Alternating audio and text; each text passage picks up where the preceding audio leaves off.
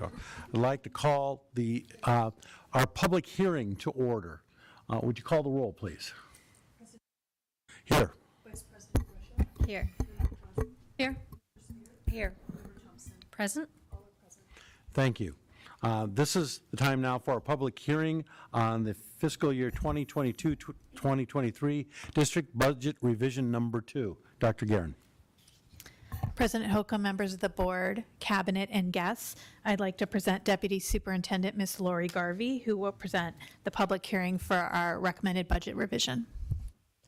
Good evening, Mr. President, members of the board, Dr. Guerin, and cabinet. Tonight's public hearing is for our revised budget for this school year. It is number 2. And this just really gives us the opportunity to look at our budget. We get to adjust it for current year funding, meaning our 100th day counts. We look at the number of students we have and adjust it accordingly and do some other minor things. So here we go. We finalized on maintenance and operations our budget balance carry forward. It was $2,080,786. which was a decrease of $503,000 from the revised number 1 budget. Since the 40th day, which was reflective in our revised budget number 1, we have grown 27.3 in ADM, which results in an increase of $138,590. Some of these numbers do affect the override calculation, which was increased 33,701. And then Prop 123 numbers finalized. That is the number that we get from state trust lands. It's based on the number of students that Madison has relative to all the students in the state. So after the 100th day, that number gets adjusted as well. And we had a $5,594 decrease. So the net decrease to our budget from the revised number 1 was $336,355 for a total maintenance and operation budget of $43,965,655. Our next fund that was affected was our capital fund, which is district additional assistance. On this one, it was just a finalization of the budget balance carry forward, which was a decrease of $25,699 from the revised for a total capital budget of $12,295,714.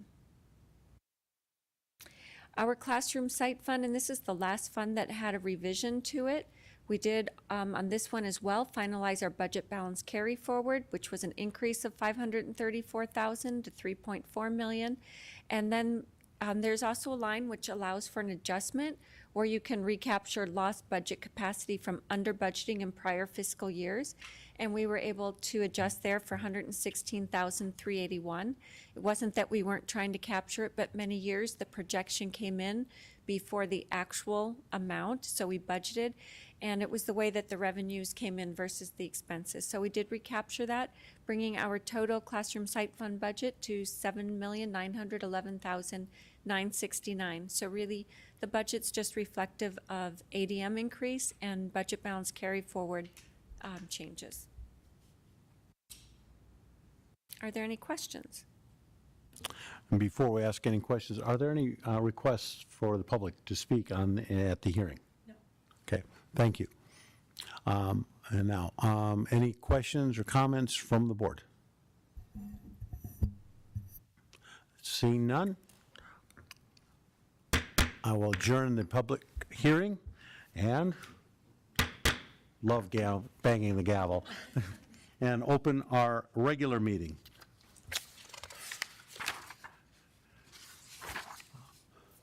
Ms. Spear, would you lead us in the Pledge of Allegiance?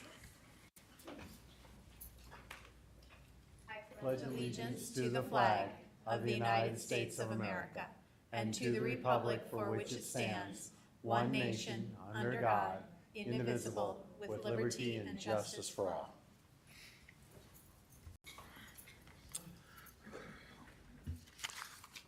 Do not believe that there is any need to call for an executive session. Any member of staff or the board have a reason for an executive session? Then we'll move on to Item number 4, just one quick item.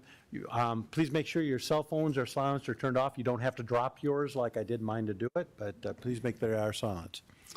That brings us to administrator introductions. Dr. Guerin. President Holcomb, members of the board, cabinet, and guests, I am so pleased to introduce 3 new assistant principals to Madison. I'd like to introduce first Mr. Josh Dugan, assistant principal for Madison No. 1 Middle School. If you'd like to come up. If you could come up and just tell us a couple minutes of, not minutes, seconds, however you'd like. Tell us a little about yourself. Good evening, everybody. So my name is Josh Dugan. I'll be the new assistant principal at No. 1. This is my 15th year in education. One of my early years was actually here at Madison Meadows as a teacher. I've spent the last 13 in the PV district as a teacher and now as an administrator at Pinnacle High School, and I'm very excited to come down here and take the next step in my career. We're so excited you're joining us. Thank you. Next, I'd like to introduce Ms. Carrie Starkman, Assistant Principal for Rose Lane Elementary. Hi, thank you, everyone. I wanted to take this opportunity to thank you for this wonderful opportunity. I'm really excited to be working with Mr. Reyes here at Rose Lane. I'm currently an assistant principal in the Roosevelt School District, and prior to that, I was an exceptional student services coach in the Peoria Unified School District. I've been in public education 15 years now, which is kind of hard to believe. I'm a mother of 3 children who are, products of the Arizona public education system, so I'm a proud advocate of public education here in the great state of Arizona. And again, thank you for this opportunity. I look forward to working with you all. Thank you. Thank you so much, Carrie. And a familiar face in another new role, Ms. Ashley Bowman. Congratulations, Assistant Principal for Simus Elementary. Thank you, President Holcomb, members of the board, Dr. Guerin, and executive team. 18 years ago, just about 18 years ago, I was in this boardroom for the first time. Fresh out of student teaching, I was here for new teacher orientation. I remember being excited but nervous and wondering, oh my gosh, can I do this? I'm actually a teacher now. So standing here 18 years later as the next assistant principal at Madison Simus is truly a humbling experience. In my work around the district and in my role as the summer school coordinator, I've gotten to know a lot of the families, the students, and the staff members, and I'm just truly honored to be part of a family that has such a vision of excellence and high standards, and I'm looking forward to many, many years to come at Simus, making that my home. I want to thank my family for coming tonight, my kids, Isabel, Parker, my dad, Stephen, my Rose Lane friends that were there with me when I started teaching, and Lindsay Murray, who I worked with closely at the district office and I'm very excited to be working with in this capacity. And Miss Laura Webb, who probably doesn't know, but she's one of the most influential mentors in my career and someone that I aspire to be like. So thank you. Thank you. Thank you. And I'm so sorry, Ms. Starkman. Would you like to introduce your guest? This is my husband. Thank you. We are so excited that all of you have joined Madison. You will love it here. I've been here since July 1st and pinch myself every day, so welcome. Yeah. Okay. With that, I was reminded that I skipped over adopting the agenda. Trouble. And I'm just, so sorry. any event, does any member of staff or the board have any changes to the agenda?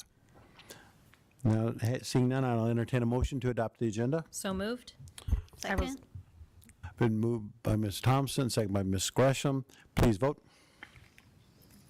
I know we skipped the roll, but I didn't.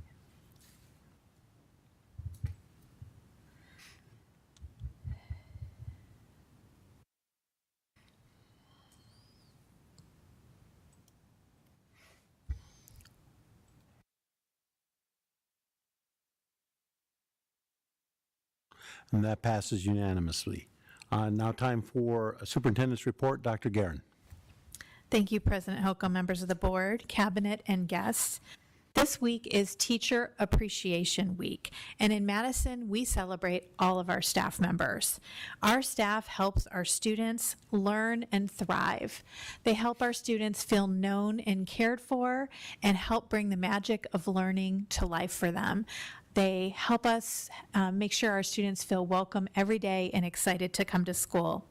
I am so grateful for their continued dedication to our organization, to the community, to the families, to the students, and to each other. In Madison families, we not only take care of our students, we take care of each other so that we can take care of the students and help them thrive. So it's a community effort, and you feel the love every day when you come to work. I hope everyone enjoyed the Uncle Biff's cookies. I ordered them calorie-free.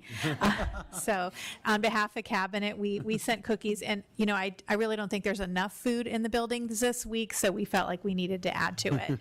And I also want to thank our administrators for all the work, the tireless work they do behind the scenes to support the staff and the students as well. Thank you to the Communications Department and for the Madison Center for the Arts for planning such an amazing spring celebration to celebrate our student athletes, our student club leaders, truly extraordinary awards, and our retirees who have given decades of service to public education. It is truly extraordinary to think about all the minds and lives that they've impacted over the years.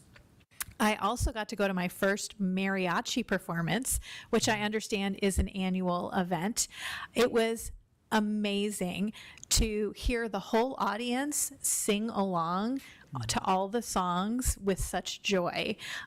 Really just such a joyful event, and it was tremendous. So if you didn't catch it this year, I highly recommend it next year. It's always around Cinco de Mayo. On a more serious note, we did lose a Madison student, and it was such a tragic loss. Madison #1 middle school student, Julie Bowie. And I want to express my heartfelt condolences to his family, to his siblings, to his sister that attends Madison #1. And I'd like to ask President Holcomb to lead us in a moment of silence. Yes. You please join me in a moment of silence for the family.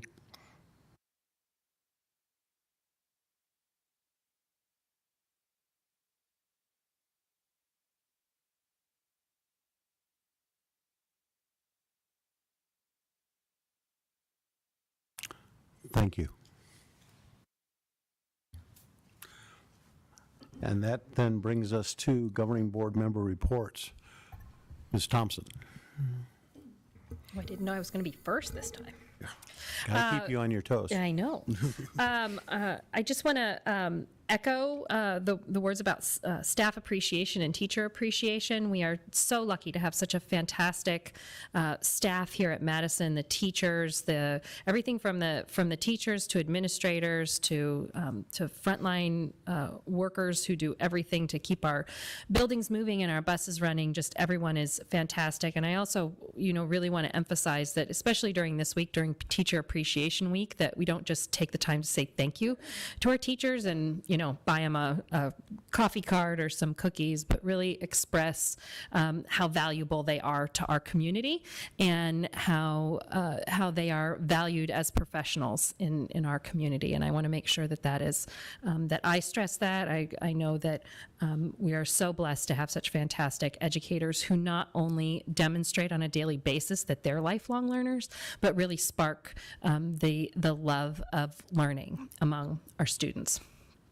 I also was lucky enough to attend the mariachi last week, but I did it with a bunch of kids in a field trip during the master class, and boy, was that a hoot. I've done it.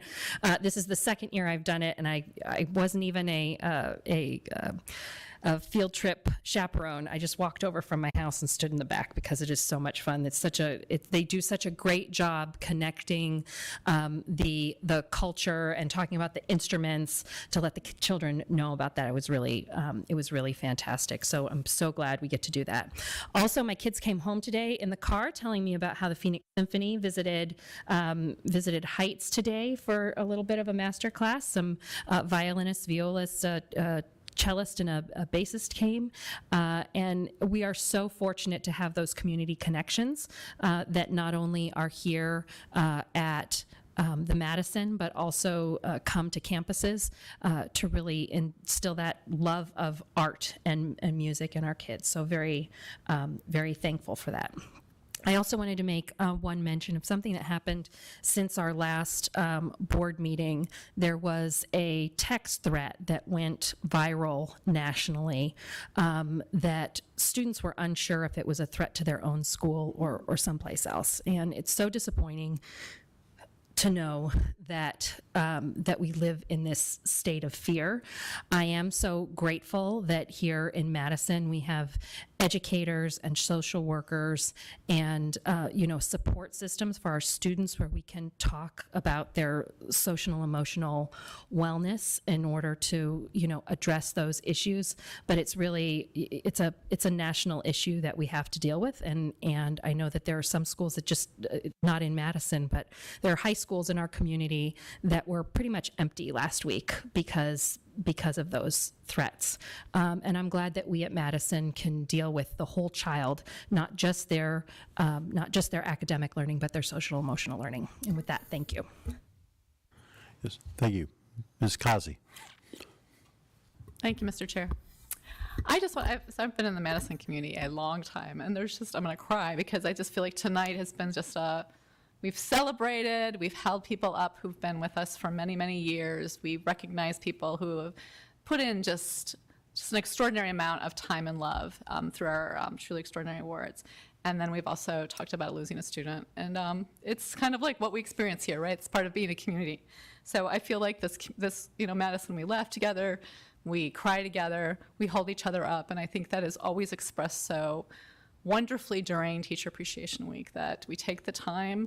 I've always encouraged my kids to write notes because I think teachers don't always realize the impact they're having on a daily, monthly, yearly basis on our kids, and our kids are always so great at expressing that in ways that we're profoundly surprised with ourselves.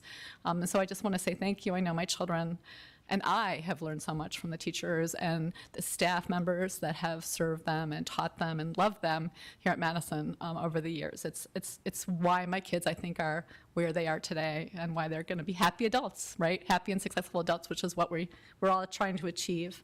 I just also wanted to say that I was absolutely blown away by the Madison Meadows IB community project presentations this year. Wow. I mean, I know it's been a few years because of the pandemic that the students didn't necessarily have the ability to do the deep work that I saw last Thursday, but the group that I mentored was impactful, not just for them, but I think for all of the students during the day, and then the parents and the community members that visited in the evening. I would love to see a way that we can get more community members to come in and see that and learn from our students and realize that the next generation of kids that we're teaching here today are going to do great things in the world. Thank you. Ms. Spear. Thank you. I wanted to congratulate Ms. Dugan, Ms. Starkman, or Mr. Dugan, Ms. Starkman, and Ms. Bowman on joining the Madison administrative team. Thank you so much for signing up to be assistant principals. In fact, Mr. Dugan, standing at the back of the room, had at the beginning, he has since left, but we were all sort of, our posture went up, it felt like, perfect assistant principal standing in the back of a middle school. I wanted to also congratulate all of our Madison 8th graders at Madison Meadows whose community projects came to an end. I was able to attend, and the amount of learning and failure that goes on with these projects is so important. Students acknowledge where they had challenges, where they failed, and how they might learn from that. And that in and of itself, the failure part, is so critically important for students to be able to build the resilience that they need to move forward, not only into high school, but beyond. And so I want to congratulate all of our teachers, not just at Meadows, but all of our Madison schools who help our students learn how to fail and then how to succeed. Because without that, we would be perfect. And then, of course, we wouldn't need schools and whatever. I mean, and to that end, I also wanted to thank all of our educators and our administrators during Teacher Appreciation Week. This is a hard time to be a teacher. It is polarizing, and our teachers are oftentimes feel unappreciated by some of the political powers that be. And I want to acknowledge that and let them know how much they are truly appreciated by their students and the students' families and our community members. Without quality teachers, we would be lost. So thank you to all of our educators within Madison. And I also wanted to thank Ms. Garvey for being such a fiscally responsible leader and helping shepherd Madison through turbulent times over the last, how many years have you been serving as in the financial role that you've been in? Year 15. Without having that quiet, responsible leadership, we would also be in a less enviable position, a less stable position, a position where we would not be able to attract the kind of talent that we do. And I wanted to acknowledge her efforts and her team's efforts and all of our administrators' efforts in that regard, so thank you. And also I wanted to extend my condolences to the Bowie family. I'm so sorry. Thank you. That's all I have. Ms. Gresham. Thank you, sir. I always think I'm going to have a short report, but and I think of a million things to say. And I will second Ms. Spears' comments. Thank you, Ms. Garvey. We're forever indebted to you for all you do. And welcome to our new administrators. It's good to have you here. Welcome. Mariachi del Sol was amazing, and I'm so happy that our students get to take advantage. Almost every artist that comes to the Madison Center gets to. We also have master classes for our students. So luckily our Heights and number 1 Spanish students got to do that. And happy Teacher Appreciation. Some schools celebrated last week, and some this week, but I love Teacher Appreciation because we get to spoil everyone. It's not just teachers, also all the staff at our schools. Last week I was delivering breakfast at number 1. Then I went to the high school and served lunch for a couple of days. So I just love it. I love spoiling everybody. And congratulations to everyone. Thank you for all for coming who came to the awards ceremony and for putting that together. I love to recognize everyone and the students and all our staff too. I think lastly, I will also give my condolences to the Bowie family. I got to know, he went by Andrew at school, and I got to know him when I was volunteering there the last couple years, and he was a really bright light on campus, and we are really sad that he is gone, so thank you. Yes. Thank you. And I want to echo all the comments of my fellow board members. I won't repeat them. But one thing I think is important is this is being Teacher Appreciation Week. I hope everyone feels that we appreciate our teachers all the time. This is our chance to show it through adding calories to their diet. But and I hope, as Spears mentioned about the support, I hope not only teachers but all of our staff, administrators, and that feel that this board supports it. We've got your back. And it is sometimes difficult to be an educator. We want to try to make that as good as possible. And as Dr. Guerin said, Madison is more than a school district. It's a community, and in large part, we work together, and that as a family. And so that's one of the things that makes it so special to be part of the Madison School District. I also thought we had the gala since the last meeting, did we not? I mean, and everybody was yeah. I thought it was a lot of fun. I mean, the 80s gala. I want to congratulate Molly Dodd and thank her and particularly the members who are the members of the board of the Madison Education Foundation. It's been a long dry spell because of the pandemic, but I think that the gala showed that we really can come back with a blast. I think it's set us up very nicely. Between the night of at the museum and then following up by the gala showed that not only is the Madison a great resource for the school district, but it really is a community resource, and we have the community that will support it. And so I'm looking forward. Also, not only the mariachi night, wonderful. I had to miss it because I was up at camp with a bunch of kids, but it was a sellout. I mean, that is something special because it brings the community and a special part of the community in history in, and be able to sell at the theater for a performance like that is phenomenal. I also had the opportunity to go to Park's STEAM night, and I've gotten, finally, they're really embracing steampunk with a passion there, and it was a lot of fun. They did steampunk hats, and I got to see them perform with the ugly sticks, but the best part about the STEAM and the art was phenomenal. The performances were phenomenal. But what was also really uplifting was the community. The place was just crawling with people, and the community really came together. And it was such a joyous thing to see that.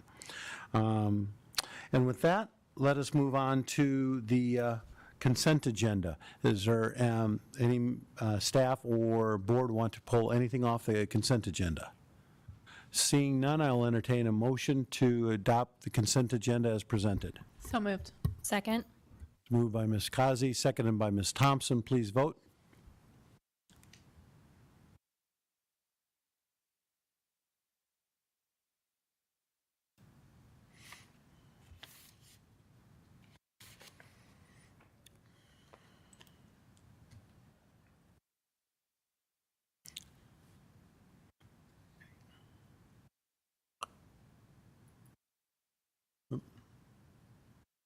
Did that pass? We got the,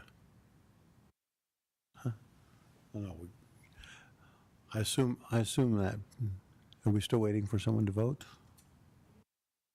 Again? No. We're getting the Oh. thumbs up. There is. Yeah, that passes unanimously. That brings us to calls to the public. Are there any calls to the public? Having no calls to the public, that brings us to information items. And first one, 7.1, Simus IB authorization summary. Dr. Guerin. President Holcomb, members of the board, cabinet, and guests, I'd like to turn this over to Assistant Superintendent Ms. Barb Marshall so she can tell us the good news about Madison Simus IB authorization. Thank you, President Holcomb, governing board members, members of cabinet.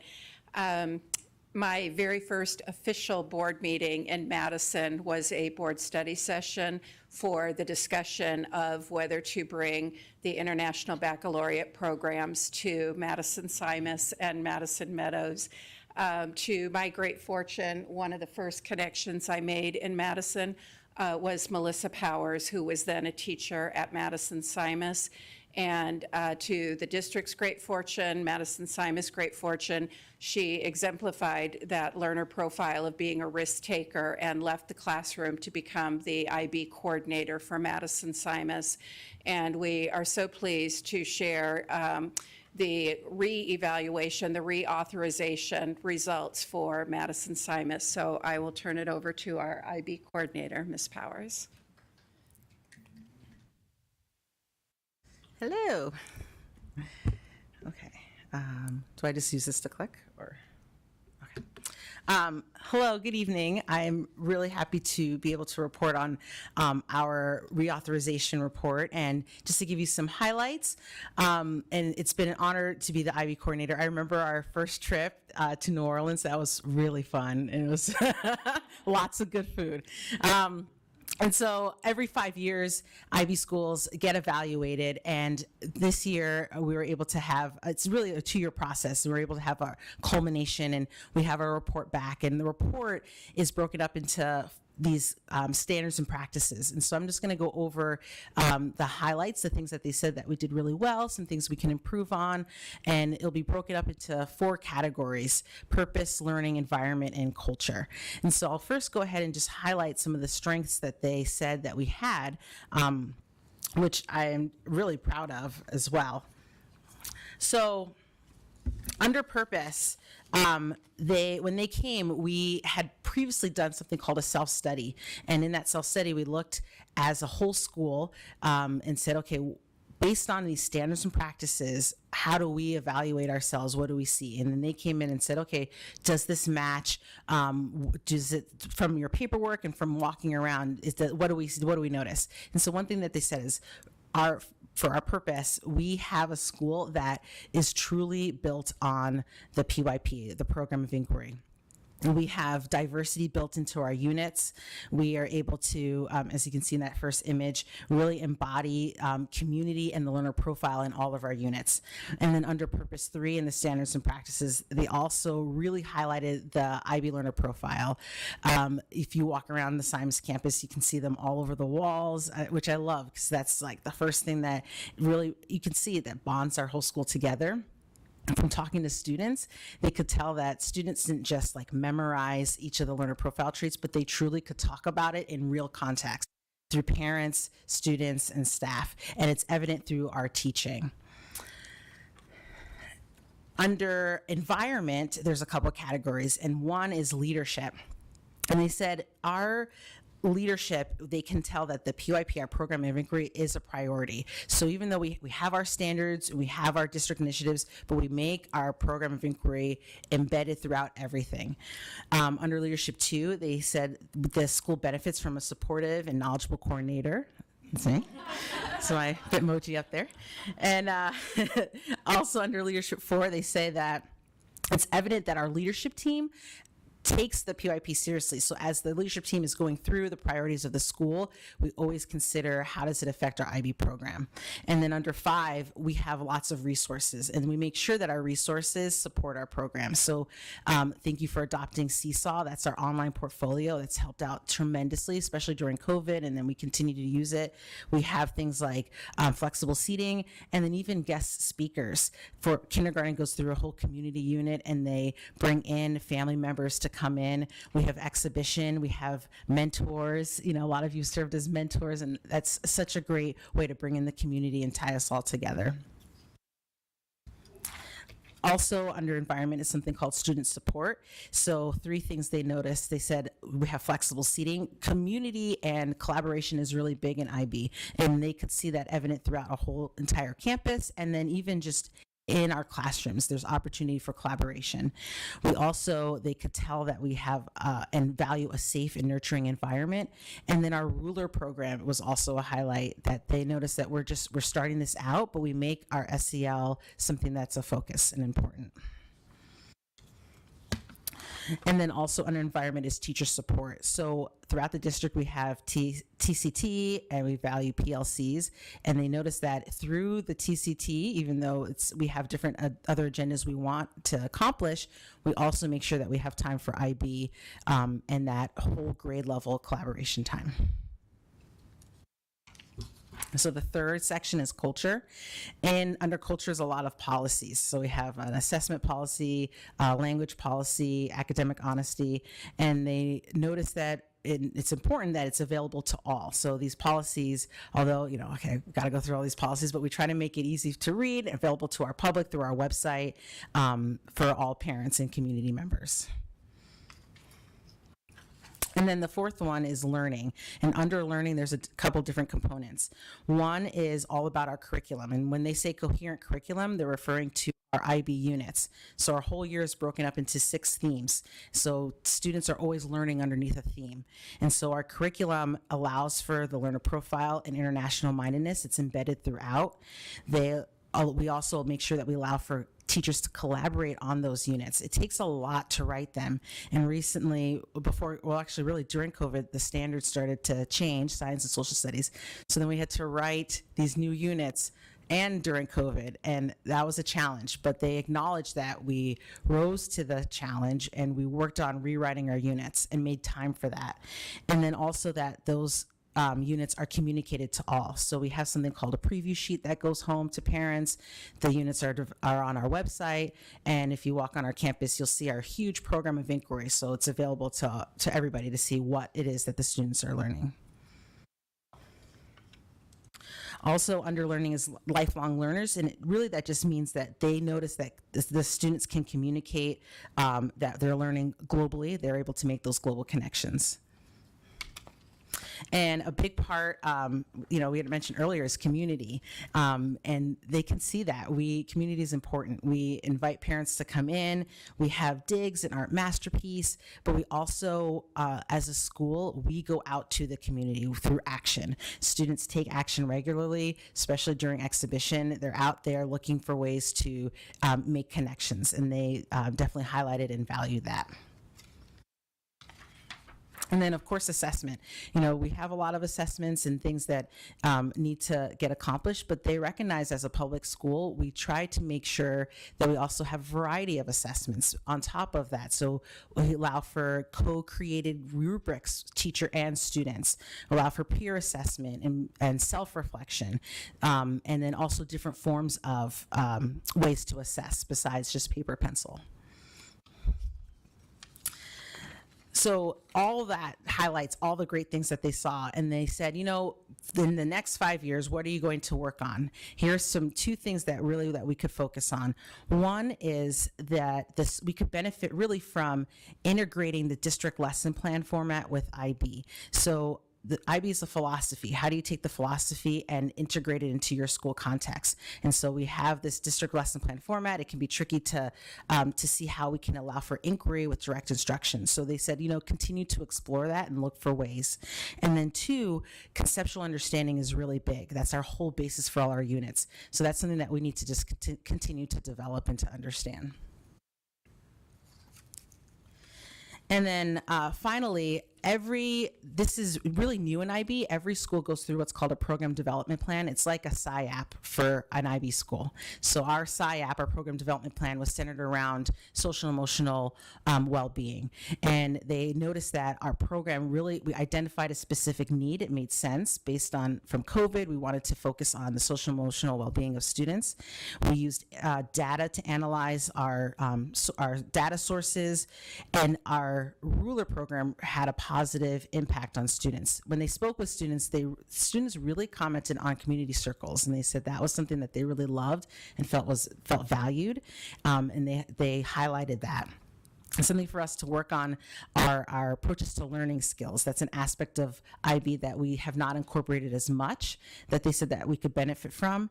And then, of course, including more parent and student surveys into our program development plan.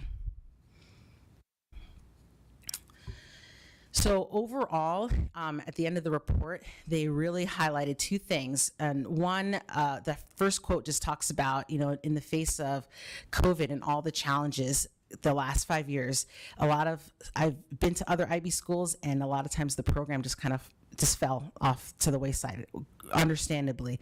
But at SciMis, we really, even though through virtual learning and trying to adapt, we still made our IB program a priority, and they really acknowledged that and called that a strength.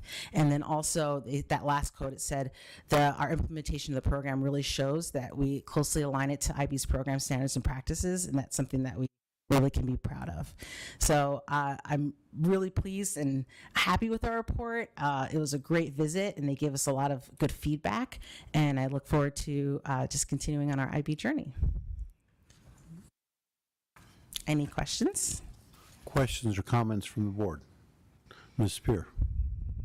First, congratulations, and it is good to see you. And to see you. One of the things that I took the last time that SciMis had to go through this process was how deliberative and wide-ranging it is. It touches on every single aspect of a school community. And so I hope that anybody who's watching and all of our staff understands that it is truly a big, wide range. I'm not a lot of words clearly, but it is something that not many schools put themselves through. And it is state standards with international baccalaureate standards laid on top. And then a very specific pedagogy that trickles down all the way through every single aspect of the school, from the lunchroom to the playground to the classroom. And it is something that is evident when you do walk onto that campus. And I'm so glad to hear that the IB review went very well. I have, Ms. Kazi and I happen to have visited a number of IB campuses during the process that resulted in Simus becoming an IB school. And Simus is really far and away ahead of so many of the other schools that have the IB recognition. I have had a chance to walk onto an IB high school campus recently, and you would never have known that it was an IB school. That is not something that happens at Simus. And the result is critical thinking and research skills and questioning. And I see it in my own child. I see it in the cohorts that we get to work with at Meadows. And I just, hats off to the team for persevering through COVID and continuing through the 2-year process that it does represent. Thank you. Ms. Kazi. Thank you, Mr. Chair. So lovely to have you here. I obviously Sarah and I are heavy duty IB fans, but it's because I had my oldest son. Was I think partway through, almost done with Simus when IB was implemented. So to see, I had that opportunity to see the difference, how it affected my children. My youngest son, Bryce, who was a junior in high school, you could see how IB lit him up. And he would come home at a very young age and say, I learned about this, I got to learn more. And we have to go to the library, we get books, and it just really, I know we talk about it's child-led learning, and yeah, but it is really that. And and I see that in the group that I'm working with right now, on the project community project they're working on, or that they are owning their learning. They are so excited about the topic, and they are taking that learning and they're kind of expanding beyond the classroom and the school year, frankly. And I saw that in my kid as well. So I just thrilled and not surprised to see what a wonderful result of your latest visit. 2 quick questions I wanted to ask you. I would love to hear from your perspective how the new Simus building supports IB, maybe a little bit better than the previous building. And the second, what is your perspective? Obviously, we're at an age where we're seeing significant churn in our instructional staff. How long do you see that it takes to bring a new teacher in and to fully, because IB is a very sophisticated program. It really is. And kids grasp it, but I remember the first time I looked at the board in your room and I was like, holy crow, that is so much. And so I'd love to hear, how long does it take, do you think, to get teachers to fully grasp how exciting this is, but also how all-encompassing it is? Well, definitely for our new building, I'm so thankful that we rebuilt the building after we became an IB school, because I feel like it's been built with IB in mind. So when I had the visitors come in, I took them around, I showed them specific things besides the learner profile on the walls. There's lots of places for collaboration. That's a huge part. And the space. So there's space for students to meet with groups. There's outdoor learning space. And then in the classroom, there's room for flexible seating. And so the desks, they look kind of funky, but it does allow for lots of movement, because it's never in rows and just the same. It's always constantly moving. And then for kindergarten, play-based learning is a really big part of IB. And so allowing for the space to have students to be able to play and then use that in a writing piece or in math, I think the flexibility and the avenue for students to be able to take ownership of that is there. So that's and I honestly, I just brought in an IB coordinator. There's a candidate school in Gilbert, and she's trying to learn about IB. So I brought her on campus, and she was blown away, and just and she's like, our school needs to be rebuilt. And then in terms of for new teachers, that's a really good question. It is overwhelming. We have systems built in. When new teachers come in, I do IB 101 training with them to get them on board, but to learn the Madison way and then to learn IB on top of it, it's very hard. So I would say, that first full year, they're just getting their feet wet. They're learning, I say, just learn the learner profile. And then every year they get a little bit better and better. But I would, the first year it's overwhelming, but they hang in there. Ms. Gresham. I have a quick question. Thank you for being here and for your presentation. I'm just curious, and I'm not sure, you might not be the best person to ask, but Ms. Spear mentioned the IB high schools. I know we have some here in town. I'm just curious, maybe you can let me know later, how many of our students from Simonson Meadows end up going on to a IB high school? Just curious. So. I don't know the exact number. I know, I think what plays a factor is just where the feeder schools are. And in the high school, you can offer the IB program. So middle school and elementary school, it's the whole school. Everyone's an IB student. But in high school, it can be a track. So I would love to see the school that a lot of the students feed into for them to offer that as a track. I think that would be great because naturally I think it's just kind of the community wide, they go that way. There are a lot of IB high schools with offering the IB diploma program. But yeah, I wouldn't be sure about the number. Dr. Guerin. Vice President Gresham, that's a great question, and we can absolutely do some research on that to see what we can find out. Ms. Thompson. I don't have a question. I just wanted to thank you for being here and also just comment. I have had the opportunity this year to engage with a group of students on their exhibition project and also with some of my kids' baseball teammates, just talking about their projects and how engaged they are and how excited they are about anything from collecting food for a food bank to clean water. And they are just so engaged with their learning in a different way. That's really exciting. And as I said before, there is a spark that students get to be a lifelong learner. And if they're only at SIMUS for that and they get that, they will take that through their entire lives, and it's really inspiring. So well done to the whole team. It's really fantastic to see how engaged those students are. Thank you for mentoring too. Yeah. And yeah, I want to thank you. I really consider all of our signature programs to be very successful, but particularly the IB Simonson Meadows implementation, the way that was laid out and thought out, and how integral you've been, and everyone has been involved, but in making that implementation so important. I mean, I remember in particular when we were looking at implementing it.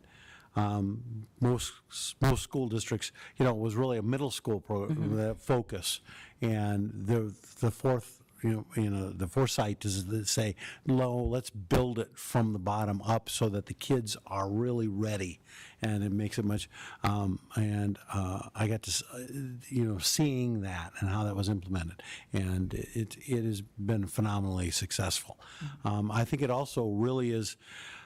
Besides the overall pedagogy that goes into it, it is just a demonstration of how, if properly implemented, the project-based learning and that type of integration can be so successful. I think that's one of the hallmarks of the IB process. And as much as we can, too, I'd like the district, I know we do this quite a bit, but that cross-fertilization of ideas, that where our other schools that are not IB schools, but can really take components of that and really integrate it with their own signature programs. I hope we keep looking for ways to do that.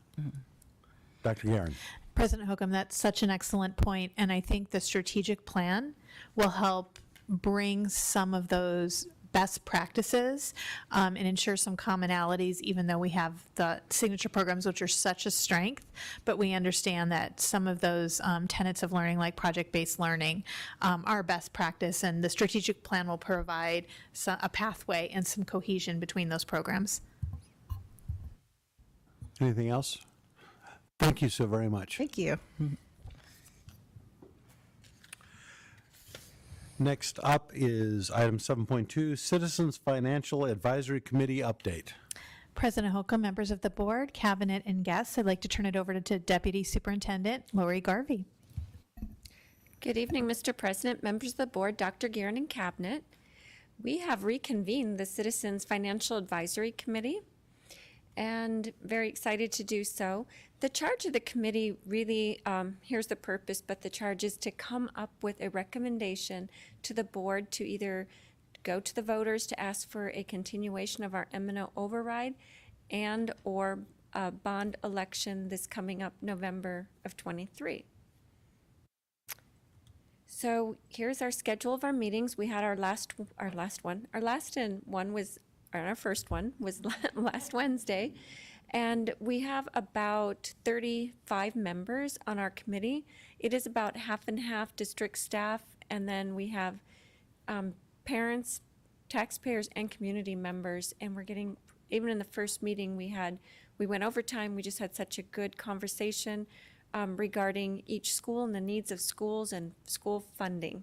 It's been a good conversation, and that will continue tomorrow. Next Wednesday, we will have our third meeting, and then we are hopeful that on May 23rd, we can come with a committee recommendation to the board on what that might look like.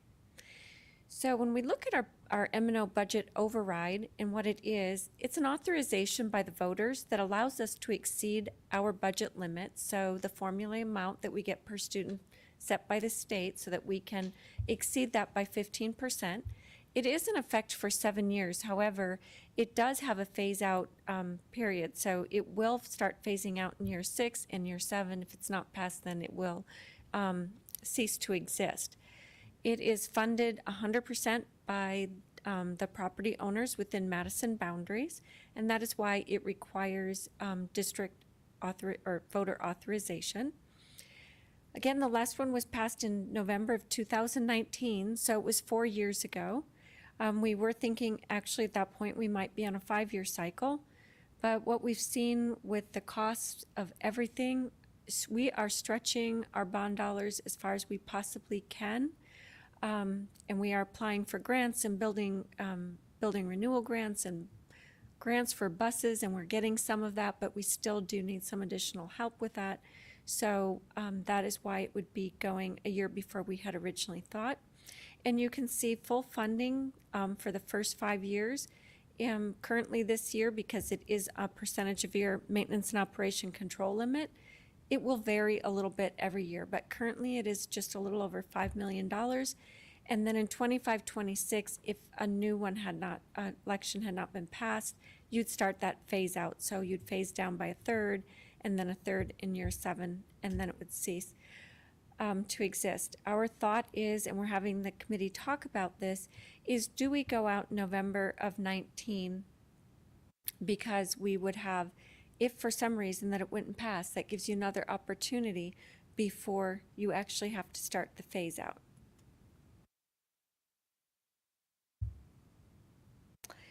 The purposes of the M&O override are to provide the access to the curriculum and the signature programs, to recruit and retain our staff, and to provide student and staff support services. It's really in alignment with our strategic plan. You can see here it is divided among salaries, benefits, purchase service, utilities, and supplies. It goes into our total M&O budget, and it gets allocated in the same percentage. So certainly 85% of it is a large chunk of it really goes right into our staff. So it's why it's critical to be talking about this and seeing if we would like to make a recommendation to go forward. Then we have our last bond program. This was the one, I'm sorry, apologize. It was approved in 19 as well with the last M&O override. It was for $90 million. And this is for major systems, capital items throughout the district. So it's buildings and buses and furniture. So it is where we get our money for those major ticket items. And we do break them into 5 different categories of expenditures. So we have those life cycle projects, and here I'll go on to the next slide, and we can look at some of them. When we look at life cycle, these are, it could be an HVAC system, so the heating, cooling systems for our schools that cost a lot. It's painting the inside, the exterior, it's roofing, it's just major projects that you need to do to keep up a building and keep it efficient and safe for our students. And then when we look at safety and security, we're looking at some automation drive gates to further enhance the containing our schools in an emergency situation. We're looking at updated fire panels, which we have to do by code, and anytime you do something in a building, you start digging into it, the fire panel needs to be thought of as well. And so it's all the things that you might not think of, but that definitely come up. We're looking at doing an upgrade to our intercom systems, which definitely helps in our emergency situations, making it standardized throughout the district, and then just really continuing some of that work on our fencing. And this is a lot of exterior property line fencing. When we look at energy conservation, we are looking at lighting, ball field lighting, our EMS, which is our energy management systems, and our exterior and interior lighting. We've done a lot of changing out to LED lights. We've applied, we've received quite a few grants through our SRP and APS to help offset the cost, but just continuing down that road and finishing some of those projects. Really, we have technology. There's a lot of technology infrastructure and refreshes, and we like to keep that up for our students, especially since we've gone to the one-to-one. It does require, every 5 years, you have to get new refreshes, not only just due to wear and tear, but the operating system itself. They stop pushing out some of those updates. So that's technology. And we are looking at the constructing and renovating school buildings. And we are looking at a campus replacement that we're discussing. We're looking at capacity improvements. And in this category, it might be, sometimes you might notice that a couple storage rooms have been morphed into a smaller classroom or an intervention room. So it's just things that, a little bit of money that would allow us to make modifications where needed. There could be some signature program needs. For example, we might need to do some updating in a dance room for a signature program. That's what that would be. The last bond did have it on there. It was the Madison Meadows gym replacement. It came in at over double what the budget was. And so we were trying to maintain the current framework or structure of the building and work with it, but really now evaluating if really for the maybe perhaps not that much more, it just might be worth it to replace it with something that does actually serve us better. And then we are also looking at an ingress-egress perhaps at Madison Traditional Academy. So we're talking about that project. The group has been really great because so many of our parents visit other campuses, whether it be through sports or they have students at a couple. And so they've really been giving us some very good feedback about projects to look at and incorporate. And we will be looking at those projects further with them in the next meetings. When we look at these, so far, I know this number can look staggering, but this is our starting point. And if we looked at everything, and I mean, if you were going to do everything, which we know that you can't always do, and we manage our projects as best as we can, we are looking at almost 115 million. I don't anticipate that that's what the committee would recommend, but just so you know, that's where they start and they look at it, and we really talk about those projects. We talk about what really is fiscally responsible for our district taxpayers. We have parameters around that. We don't want to increase that tax rate. We want the ability to bond in the future. We don't want this to set us back years. This is something to keep us going forward. So we need to talk about that. And then as in any bond, you never know what might occur in the next 5 years that you might need some capital for. So there is some flexibility around the language that would be in the pamphlet. But that's what we are looking at. Tomorrow we will be looking at tax rate impact and the override. So are there any questions?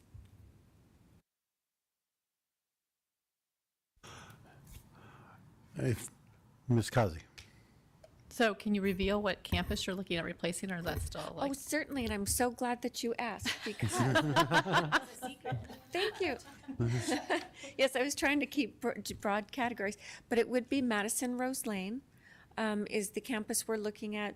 When we looked at just the life cycle things that we would need to do, it was in excess of 10 million. They have some major failing systems, and it just seems some of those buildings do date back to the 1950s, so they've certainly seen their share of students go through them. And if anybody wants to know what the Citizens Financial Advisory Committee is talking about, the presentations are posted on our district website under community, and you can see the name of our committee. And please go out there and look and see. And we do have a list of projects by each school if you're interested. I do want to use the caveat, you saw the total. These are very preliminary lists, and so we're discussing them, but those are the things that are currently out there. But I encourage everybody to go look if they're interested. If I may, when you mentioned that the estimate has doubled on some of the things, that's not an error on the part of the district or lack of control. In fact, I know from your reports and just over time, both you and Patrick are very much into value engineering and controlling and trying to preserve our money and getting the best bang for the buck. But for my government practice, that's all over. Everything is just is blowing the original budgets away because the prices and the timing are causing that. I'm glad we stayed on this slide. There's on this slide, I think two things really need to be emphasized, and that is maintaining the current tax rate. In the years that I've been here, we've always done that. We have the advantage that the property values have generally gone up in that too, but we are not looking at, and any bond, just confirm for me, any bond that we would bring back, or even the override, neither one of those would raise the tax rate for our taxpayers. And the bond, what is our bond rating? You know? Well, I believe that we are a double A. If you I should know this off the top of my head because I was so excited when we joined a very select group of school districts in making the highest bond rating that we can in the state. So yeah, that's what I wanted to get at. Sorry, I didn't mean to be a test, but we have the highest bond rating of any of the school districts in Arizona, and what does that mean to our ability to borrow and the cost of borrowing? right. So when you have when you get that higher rating, it does mean that you have fiscal stability. It means that the ability to repay the bondholders is higher. So with that comes lower interest rates, which reduces the amount of money that gets put into the interest charges. So it really stretches our dollars and it benefits our taxpayers in that it helps to maintain that tax rate, if not lower it. Thank you. Any other comments or questions? Right. Thank you very much. President Holcomb? I'm sorry. Ms. Spear. Thank you. Back to that, thank you so much. I wanted to make sure that our taxpayers in the district understand the obligations that we have as a school district to maintain safe and usable, dependable buildings. If the air conditioning goes out in a school, we have to send students home. We can't have students in a building without air conditioning. It's against the law, I believe. Yes. Yep. And same thing with water. Like, for instance, there was a water main issue with one of our schools, not caused by us, caused by construction on the street. We had to stop school and send students home. It's incredibly disruptive to be calling parents at work and telling them they have to come get their child. It is very important for us to manage our projects, our campuses, and our buildings effectively, and to really look towards the life cycle aspect of management. And then from a safety and security standpoint, to Ms. Thompson's comments and Ms. Gresham's comments in a previous meeting and my own 2 meetings ago, security is a very critical function of a school district, and never more so than now. And so I want to impart upon our taxpayers that we take that responsibility very seriously, and that this bond, if if recommended by the Citizens Advisory Committee, would be well used. So I just wanted to make those comments. Thank you. Ms. Gresham. Thank you. Actually, I do want to add something real quick. As far as our fiscal responsibility, thank you, Ms. Garvey. We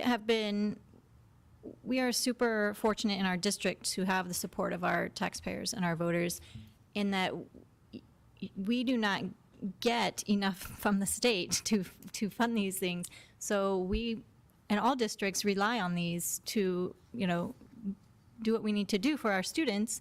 And coincidentally, right now, the state is working on their budget, so you can always reach out to your legislators. I encourage you to do that to support our public schools. But not all districts can pass their bonds and overrides, so we are super fortunate to have the support of our community, and that is how we are able to provide the great education that we do. So just want to say that. Thank you.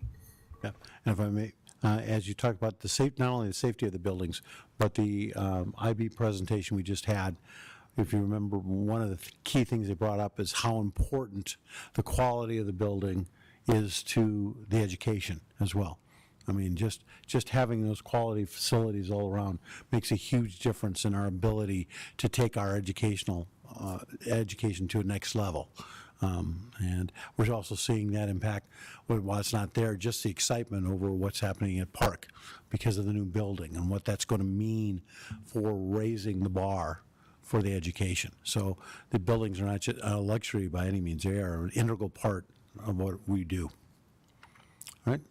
With that, bring us to our favorite topic, the Arizona School Boards Association political agenda process for fiscal year 2024. Dr. Guerin. President Holcomb, members of the Governing Board, Cabinet, and guests, we have our ASBA delegate and ASBA alternate tonight. So Ms. Thompson took the lead and Ms. Gresham gave input on presenting Madison's priorities. So I'd like to turn it over to Ms. Thompson. Thank you, Dr. Guerin. What I did in taking a look at this was really take a look at the priorities for the board over the last several years. So for board members who have been on the board for some time, these will look very familiar. One of the priorities that was previously listed has been collapsed into the first priority, specifically the school safety grants that have been of such value to us. There's been a call in past years to include those in the base budget, so that language has just been added to the priority regarding consistent dedicated sources of base funding. I added a priority after talking with Dr. Guerin that has to do, actually, it's related to the bond issue. We have experienced that funding for some facilities is not potentially being awarded by SFB, the School Facilities Board, because they say you paid for it with bond dollars, you can upkeep it with bond dollars, which is not fair at all. So there's a priority that is included in here that says provide consistent dedicated sources of state capital funding to Arizona Public Schools adequate to support the maintenance and renewal of physical assets that were built with either local or state taxpayer dollars, to make it clear that it shouldn't be our taxpayers have picked up the bill to build and maintain our buildings, but it should be the state who's providing those dollars and not just a reliance on the generosity of our tax base to do those things. But all the other priorities are identical to those that have been presented in the past. And with that, I'm happy to answer any questions. Ms. Kazi. So do we know of any other districts that are having this challenge with the state board? Is that where SFB? Yeah. Yes, Mr. President, Board Member Kazi, I'm sure that there are because they've discussed it in meetings, but I can't name them for you, but there are a variety of challenges, yes, and this is topping a list. So is this a new problem, or is this something we've had in the past? Because I don't recall hearing this before. We've had it in the past, but the difference between the past and now is that in the past couple of years, the legislature has actually put more money into building renewal grants. So before, in the past, your chances of getting one or submitting for one and getting it were lower anyway. But now that there's more money, we're really seeing the issue. I see. All right, thank you. Any other questions or comments?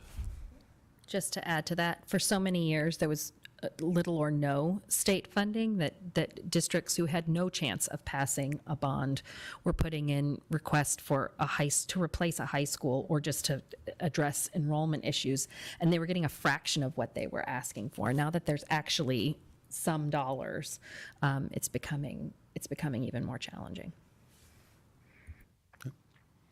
Yeah, I want to compliment you on this. I mean, I know a lot of this is what we've said before, and I think it's important for people to understand that this is really a direction to the Arizona School Boards Association. We want enough flexibility so as things come up that they can respond. But I also appreciate both with your background and just being sort of a new set of eyes on this. I think that is very valuable.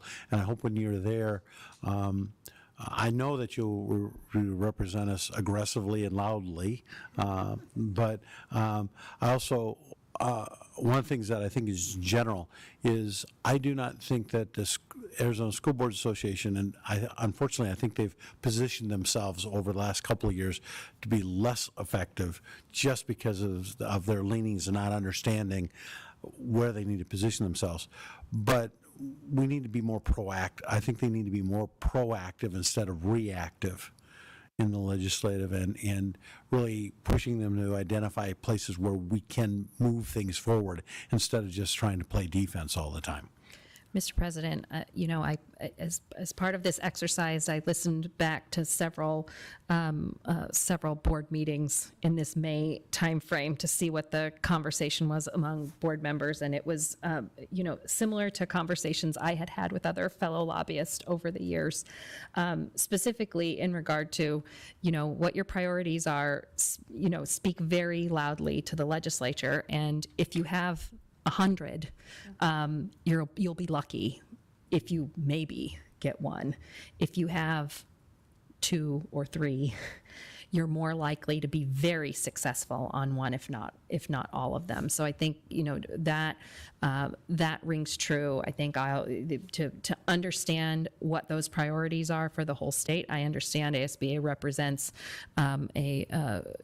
districts that have different priorities and represent different communities and have unique learners across the state. But there are some high-level priorities that really could, proactively be addressed. And I think, when you look at these priorities that we're putting forward, there's a lot about school funding that could go to help all students across the state pretty easily.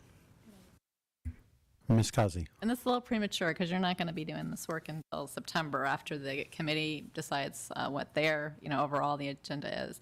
I would love to see some discussion, maybe prior or maybe at the meeting. You have a ASBA legislative committee, and then you have all this incredible diversity, right, of delegates commit to running these priorities. Because I think what happens is we meet, we craft this agenda, and then ASBA does their own thing, and then they call and say, help us, please, we have an emergency in 24 hours. And that's just too late. And so I'd love to see some real commitment.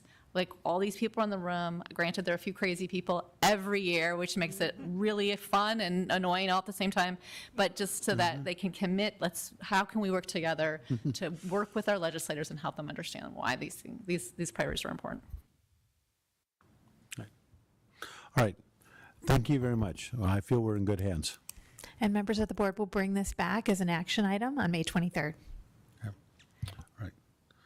That brings us up to board policy second read, policy KD, public information and communications, second read. Dr. Guerin. President Holcomb, members of the board, cabinet, and guests, this is the second read for policy KD, public information and communications. And just as a reminder, it was a language update to reflect practice. And our director of communications is here in the audience should you have any questions. There has been no changes since the first read. Okay. And so our action is to. We are seeking your approval this evening. That's what I Move to- understand. May I But- move, Mr. President, may I move to approve the as presented, the item as presented? Yes, you may. Second the motion. It's been moved by Ms. Thompson, seconded by Ms. Causey. You gotta be quicker. This is, please vote.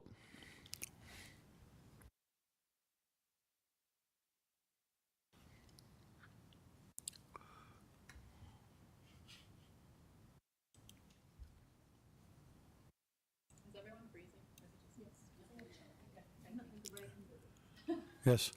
Oh, I thought I was thinking of the computer. I'm sorry. No, that passes unanimously. That brings us up to the action items, the 2022-2023 District Budget Revision Number 2. Dr. Guerin. President Holcomb, members of the board, cabinet, and guests, I'm going to turn it over to Deputy Superintendent Lori Garvey to vote on what we talked about in our first meeting. Good evening, Mr. Holcomb, members of the board, Dr. Guerin, and cabinet. It's this cold. I'm requesting, our administration is requesting approval of the budget that was presented in the public hearing this evening. Is there any further discussion? Seeing none, Ms. Guerin, would you like to make a motion? Gresham. Yeah, I'm between not the two. allowed. I know that, yeah. And Ms. we have the Gresham, same I wanted to make sure initials, you which got in on this one. Would you like to make a motion? Oh, thank you. I would like to move that we approve the district budget revision number 2. Second. Moved by Ms. Gresham, second by Ms. Thompson. Please vote.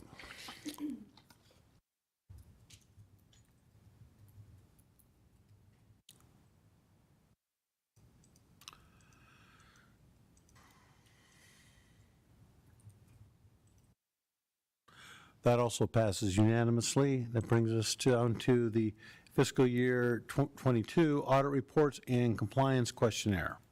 Dr. Guerin. President Holcomb, members of the board, cabinet, and guests, Ms. Garvey is doing some heavy lifting tonight, so I'd once again turn it over for audit reports and compliance questionnaire.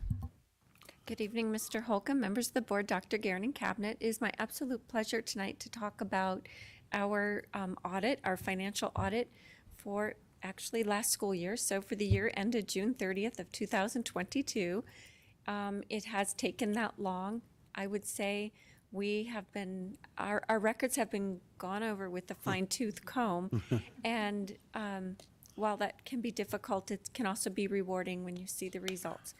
So I am very pleased this year to let you know that we had only three compliance questionnaire issues, and they were that conflict of interest forms were not on file for all board members.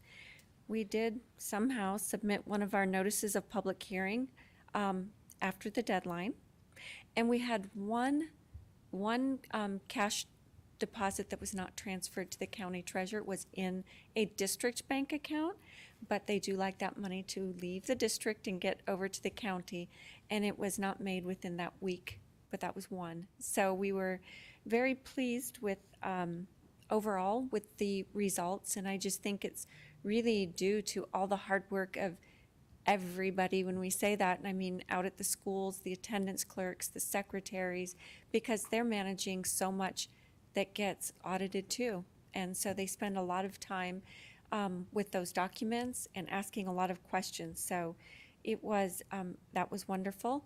In addition to the compliance questionnaire, we do have to have a single audit report, which is extra work to audit your federal programs because the district does receive over $750,000 in federal revenue. And so this year we did not have any findings in that report whatsoever, which is wonderful. And we had overall, we were issued a clean audit. There were additional GSAB, which is the Governmental Accounting Standards Board,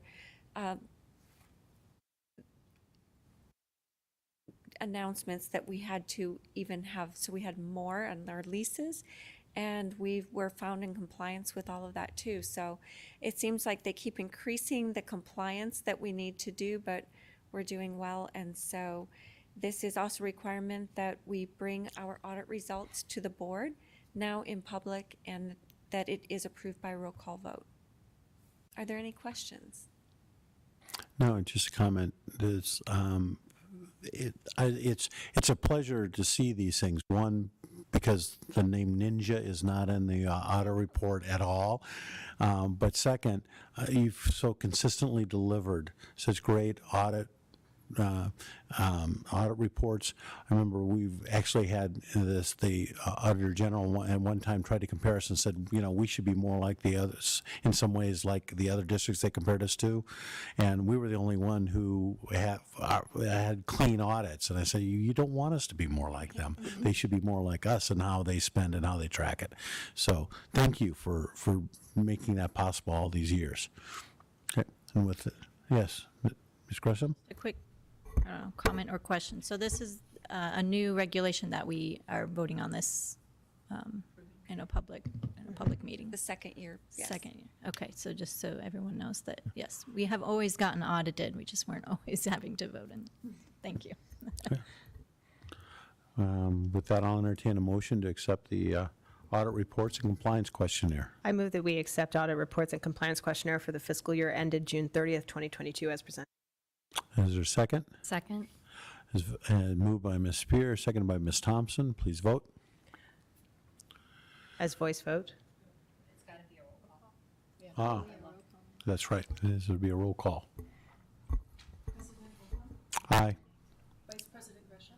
Aye. Member Kazi? Aye. Member Spear? Aye. Member Thompson? Aye. That passes unanimously. That brings us down to discussion regarding future meetings. Dr. Karen. President Holcomb, members of the board, cabinet, and guests, can you believe we only have 2 more meetings of this school year? I simply can't believe it. So we have promotion ceremonies coming up on May 22nd and May 23rd. And we had a request to move the governing board meeting till 6 p.m. I hadn't heard any concerns related to that. And it actually does work really well with the schedule and give us all a little bit of a mid-afternoon break. It's quite a long day. So you will see that reflected here, and I will also update the board notes on that. So we'll have promotion ceremonies on May 22nd at 3 p.m. and 5:30 p.m. On May 23rd, 11 a.m., 1 p.m. We'll take a break, come back at 5 p.m., and follow up with our regular board meeting at 6 p.m. I promise to bring snacks and food for the long days, and I appreciate your service to the school district on these important events.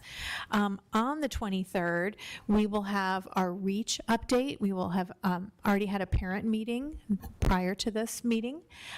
We will have finalized our ASBA political agenda, and Ms. Garvey will bring an election recommendation from the Citizens Financial Advisory Committee. So quite an important meeting, along with action items possibly for resolution for bond and override elections.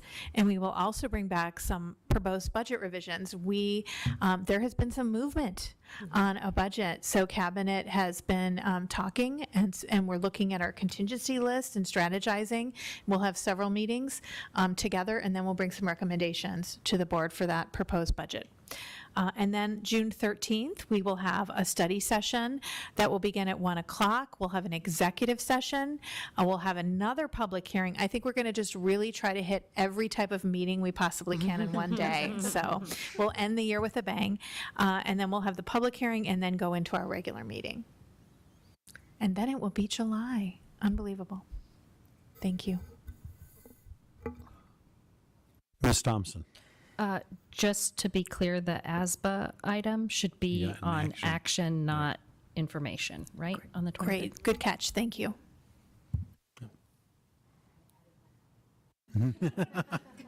Yeah, I saw that too, but you can, yes. Any other questions, concerns, or additions, anything? I want to check something.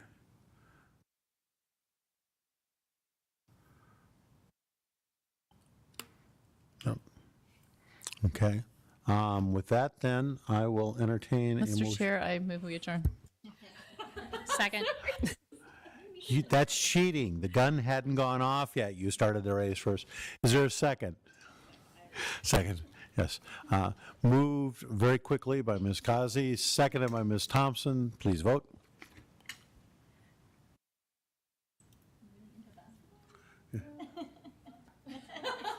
Basketball Jones. That passes unanimously. We're adjourned.